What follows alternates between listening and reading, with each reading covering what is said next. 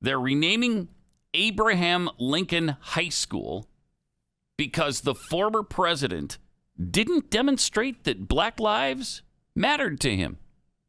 Huh. Let's see. Lincoln oversaw the effort to stop slavery that resulted in the death of over 600,000 Americans. That seems like he demonstrated more clearly than anybody in history that black lives mattered to him. Pick up a history book. Check it out. Do a little reading. Anyway, the San Francisco district is planning to rename a school named after Abraham Lincoln because, as they said, he didn't demonstrate black lives mattered to him. The president, who's often held up as an American hero for abolishing slavery, is just one of 44 historical figures to have their names scratched off schools within the San Francisco Unified School District. Do you really have that much time on your hands that you can devote it to this effort? That is just, it's nuts. Some of the other names that they're planning to change, let's see. The list here includes, of course, we already mentioned Abraham Lincoln High School, Alamo Elementary, because the Alamo was what? It belonged to Mexico, I suppose. Daniel Webster Elementary. Dianne Feinstein Elementary. Even Dianne Feinstein. Wow. Now, let's see. I'm looking for what it is. So serve as Democrat. She allowed. Oh, okay. Here's their problem with Dianne Feinstein. She allowed the Confederate flag to fly in front of San Francisco City Hall when she was the mayor of San Francisco from 1978 to 1988.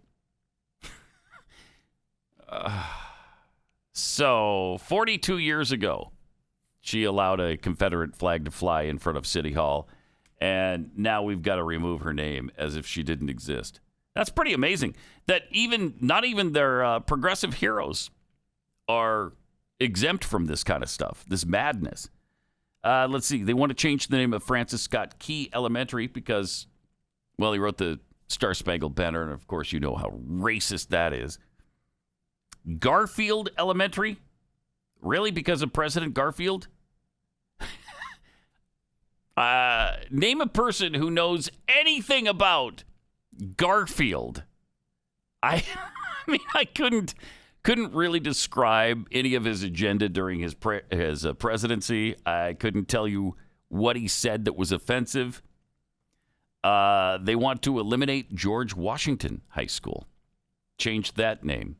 Just as President Trump warned, and we've warned for many years, they will come after all the founding fathers, all the statues, all the namesakes, and it's all got to go. Jefferson Elementary, that as well, because I'm sure both of those men owned slaves. That would be the reason you'd want to eliminate them.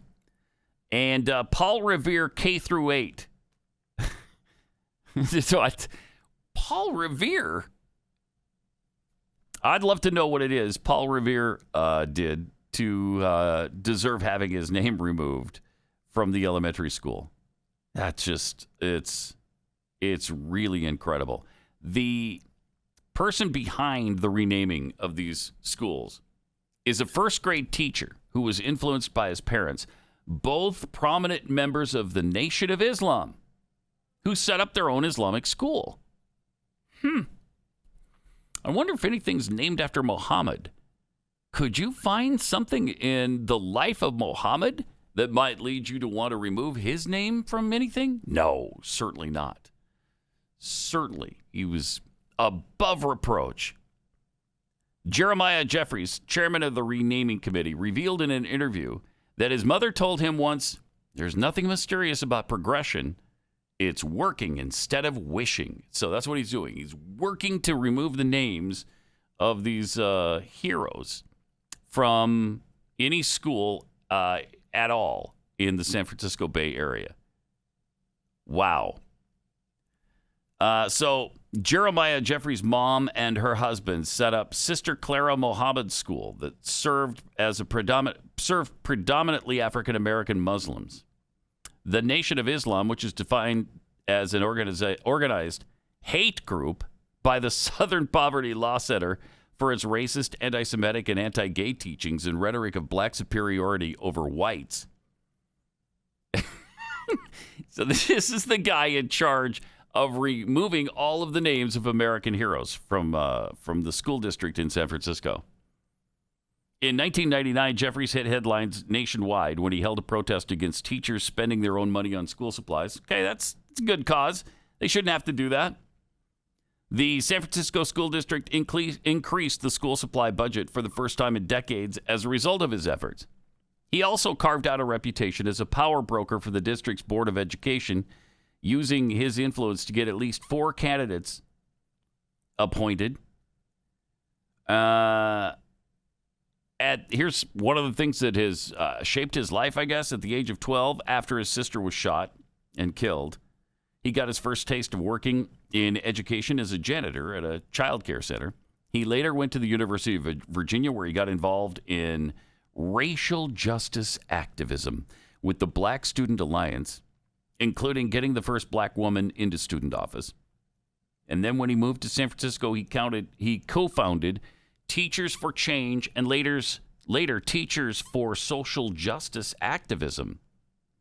That's great. And now their big effort is to rename schools.